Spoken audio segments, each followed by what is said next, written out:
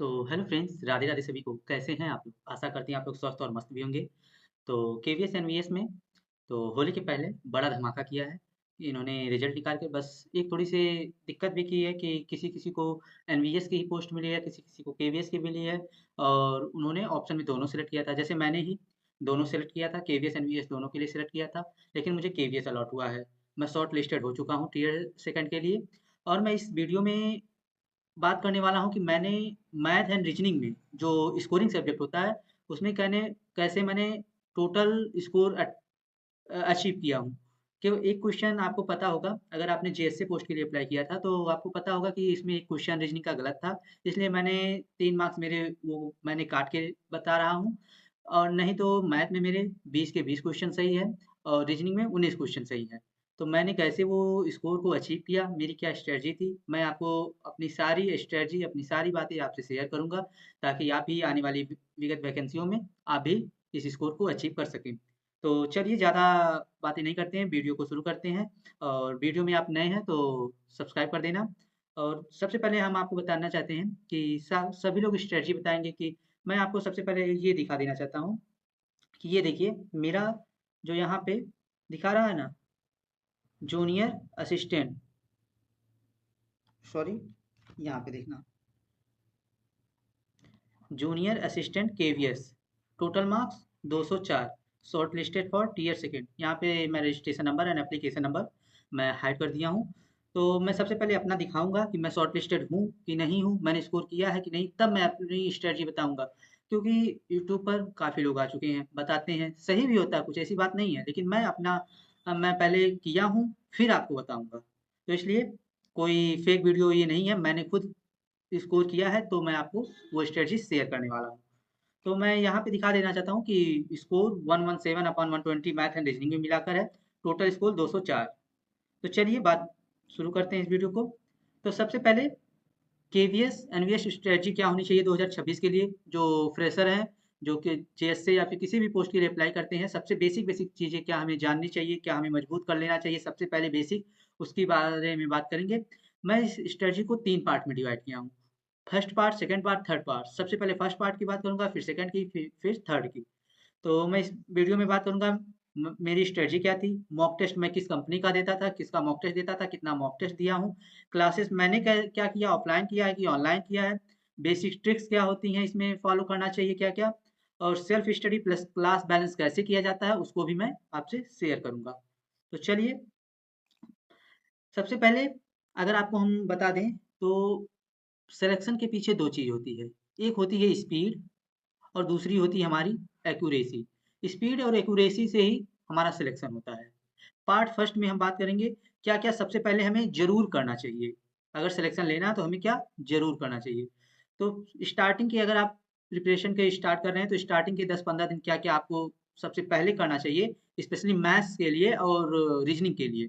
तो सबसे पहले जो टेबल होते हैं 1 से 25 तक, मतलब पहाड़ा जिसको कहते हैं, पहाड़ा है हिंदी में, 1 से 25 तक, अगर आपसे हो सके तो 30 तक एकदम रट लीजिए। जैसे हम लोग होते थे ना, 2, 3, 4, 5 में जब पढ़ते थे, 2 1 2, 2 4, 2 2, 2 2 4, 2 3 6 2 8 2 5 10, ऐसे होता था याद? ऐसे हमेशा जुबान पर रटा होना चाहिए। और दूसरी चीज़ स्क्वायर, स्क्वायर 1 से 50 तक तो मस्ट इम्पोर्टेंट, मोस्ट इम्पोर्टेंट आपको रटा ही होना चाहिए। जैसे मैं आपसे पूछ लूँ 27 का स्क्वायर क्या होता है? अब कैलकुलेट करने लगे आप। मैं मान लो आपसे पूछ लिया 25 का स्क्वायर क्या होता है? तुरंत बताओ, 625 होता है। 27 का क्या होता है? 729 होता है, तुरंत बताओ। 31 का क्या होता है? 961 होता है, तुरंत बताओ। ऐसे होना चाहिए, इससे आपको स्पीड मिलेगी, फिर एक्यूरेसी आपको अपने आप आ जाएगी। और क्या, क्यूब होना चाहिए, क्यूब 1 से 20 तक याद होना चाहिए, 100% आना चाहिए। जैसे मैं आपसे अभी पूछ लेता हूँ 11 का क्यूब क्या है?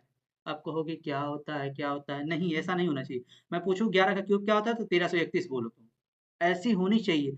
आपकी स्पीड इतनी होनी चाहिए कि बगल में आपको सॉल्व करने वाला, पेपर देने वाला, उसकी कलम रुक जानी चाहिए। एग्ज़ामिनर हौचक्का होना जाना चाहिए कि इसने पहले कैसे कर दिया। मैं आपको रियली बताऊँ तो मैं इस केवीएस के पेपर में जब बैठा था, मैं हमेशा ऑनलाइन पेपर देते यार, लेकिन ये पेपर था ऑफलाइन मोड में। तो मैं पेपर आधे घंटे पहले कर लिया, तो एग्ज़ामिनर बैठ के बार-बार मुझसे पूछ रहा है कि आपने कर लिया? कर लिया? मैंने कहा जी सर कर लिया मैंने। सर इतनी जल्दी कर लिए? फिर से मैं मिला लिया सर, मैं दोबारा नहीं करूँगा। तो ऐसी होनी चाहिए आपके अंदर, कॉन्फिडेंस लेवल ऐसा होना चाहिए। और यूनिट डिजिट कॉन्सेप्ट क्या होता है, जैसे मैं आपको बात बता देना चाहता हूँ। मान लीजिए ये देखिए 723 इंटू 526 ये है, ठीक है। इसका मान लीजिए मल्टीप्लीकेशन पूछा है। ऑप्शन 4 दिए हैं, ए बी सी डी। तो यूनिट डिजिट क्या कॉन्सेप्ट होता है, मान लीजिए 6 और 3, यहाँ की यूनिट डिजिट इकाई संख्या 3 है, यहाँ की 6 है। 6 त्रिक 18, अगर मल्टीप्लाई करेंगे तो इकाई के अंक पे 8 आएगा। जिस ऑप्शन में इकाई के अंक पे 8 रहेगा उसी ऑप्शन पे टिक करके आगे बढ़ जाइए। इससे आपको बहुत ही हेल्प मिलेगा। अगर आपका कंप्यूटरिंग ऑनलाइन एग्जाम होता है उसमें तो must important unit digit concept होता है, ठीक है। और स्क्वायर रूट आइडेंटिटी वहाँ आना चाहिए आपको। स्क्वायर रूट मतलब मान लीजिए आपसे पूछ लिया कोई 256 का स्क्वायर रूट क्या होगा, मान लीजिए आपको याद है, बता दिया आपने कि 16 का होता है, लेकिन इसको कैसे निकाला जाता है, इसको कैसे आप पहचानेंगे, ये इसका स्क्वायर रूट है, इसकी ट्रिक आपको जानना चाहिए। सेम एज क्यूब रूट की, क्यूब रूट निकालना आना चाहिए, स्क्वायर रूट निकालना आना चाहिए। ये 6 चीज मस्ट इंपॉर्टेंट आपको 10 दिन में कंप्लीट कर लेना है, फिर आपको सिलेबस के आगे बढ़ना है, ठीक है। ये रही हमारी पार्ट फर्स्ट की बात।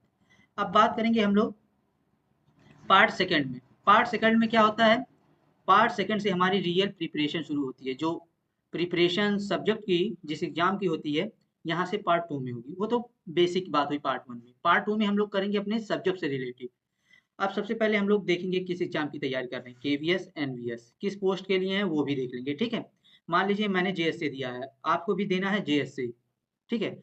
तो आप सबसे पहले पीवाईक्यू देख लीजिए, पीवाईक्यू देख लीजिए, फिर उससे ये एनालिसिस करिए किस चैप्टर से। अगर आपके पास समय कम है तो देखिए चैप्टर वाइज से किस चैप्टर से ज़्यादा कॉन्सेप्ट पूछ रहे हैं, तो वहाँ से आपको शुरू करना क्लासेस। और नहीं तो अगर आपके पास समय है तो पीवाईक्यू एक बार देख लीजिए, फिर क्लासेस आपका मन करे, ऑनलाइन भी आजकल बेस्ट है, प्लस अगर ऑफलाइन कर रहे हैं तो मस्ट मच बेटर आपके लिए है।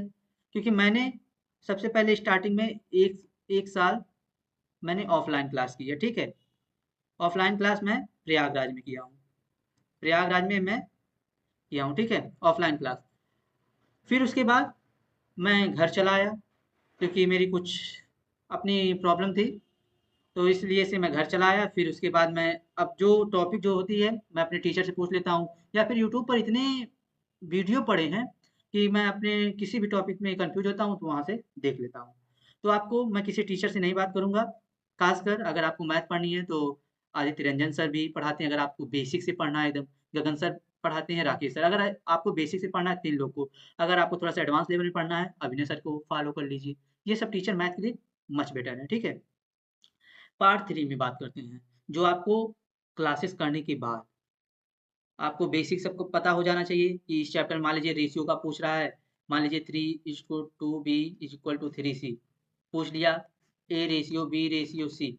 अब आपको बेसिक कॉन्सेप्ट इसका पता ही नहीं है, कैसे निकालेंगे आप, इसलिए क्लास मोस्ट इंपॉर्टेंट है, ठीक है। आप जब पढ़ेंगे तो इसको बताया जाएगा कि इसको छुपा लेते हैं, इन दोनों का मल्टीप्लीकेशन कर लेते हैं, इसको निकालना है तो ये दोनों का मल्टीप्लीके कर लेते हैं। अगर सी को निकालना है तो 3 2 6, इन लोगों को कर लेते हैं, 3 3 2, 2:3:2 आ जाएगा रेशियो। इसलिए आपको पहले बेसिक क्लास पता होना चाहिए, हर कॉन्सेप्ट के फार्मूले पता होना चाहिए, कॉन्सेप्ट पता होना चाहिए, इस क्वेश्चन को हमें टैकल कैसे करना होता है, ठीक है। फिर पार्ट 3 में सिलेबस, सिलेबस कंप्लीट कर लो, बेसिक कंप्लीट कर लो। फिर बात आती है अब पेपर देखने की। पीवाईक्यू आपने देख रखा है, अब पेपर देखो किस पैटर्न पर सिलेबस पूरा घूम रहा है, किस पैटर्न पर ज़्यादा क्वेश्चन कवर हो रहे हैं, उस पैटर्न को, उस चैप्टर को ज़्यादा से ज़्यादा एक बार और देख लो।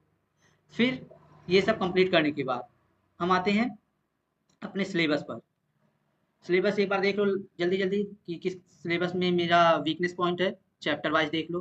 फिर चैप्टर वाइज आप किसी चैप्टर में आपको दिक्कत हो रही है, किसी दूसरे टीचर का जाके यूट्यूब पर सर्च करो ये चैप्टर, तुरंत देख लो, वहाँ से कंप्लीट कर लो। फिर हम बात करेंगे हम यहीं पर बात कर लेते हैं मॉक टेस्ट की, ठीक है। मॉक टेस्ट की अगर बात करें, जो सबसे इम्पोर्टेंट मॉक टेस्ट, ठीक है, बैकबोन आप इसे कह सकते हैं, backbone of selection. Backbone of selection किसे कहोगे, मॉक टेस्ट को। मैं अपनी बात करूं तो मैं टेक्स्ट बुक का देता हूं। मैंने केवीएस एनवीएस का एग्जाम के पहले ज़्यादा मैंने नहीं दिया था, मैं फुल मॉक टेस्ट दे रहा था। मैंने 15 मॉक टेस्ट अटेम्प्ट किए थे, 10 मैंने केवीएस एनवीएस ये टेक्स्ट बुक से किया था, 5 जो है ओनली बोर्ड से किया था।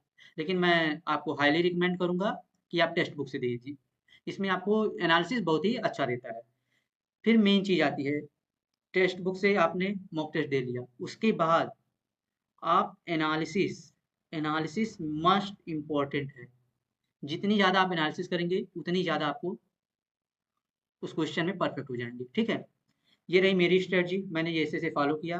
तो मैं मैथ में 20 आउट ऑफ 20 किया स्कोर, रीजनिंग में 19 आउट ऑफ 20 किया, एंड इसमें अदर सब्जेक्ट जो था हिंदी में फुल मार्क्स था मेरे, इंग्लिश में मैं 7 आउट ऑफ 10 था मेरे, एंड कंप्यूटर में 13 आउट ऑफ 20 था। ऐसे मेरे स्कोर थे।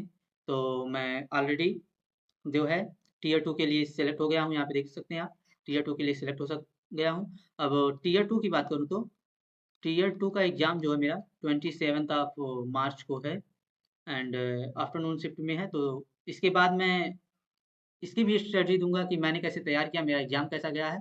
तो चैनल को सब्सक्राइब कर लेना। अगर ये स्ट्रैटेजी आपको पसंद आई हो, तो लाइक कर देना, एंड आपने अगर अप्लाई किया था, तो आपका सिलेक्शन हुआ कि नहीं हुआ, होली से पहले धमाके आपको मिले कि नहीं मिले। और अगर आप नए हैं, तो ये स्ट्रैटेजी आप फ़ॉलो कर सकते हैं, क्योंकि मैंने ये स्ट्रैटेजी से मैंने ये प्रूव किया है कि शॉर्टलिस्ट हो गया हूँ सेकंड के लिए। आप भी हो सकते हैं। और मैं लेखपाल के लिए भी सेलेक्ट हुआ हूँ, जिसमें मेरे स्कोर थे 68 मार्क्स थे मेरे। तो चलिए बात कर यहीं पर ख़त्म करते हैं, और चैनल को सब्सक्राइब कर देना।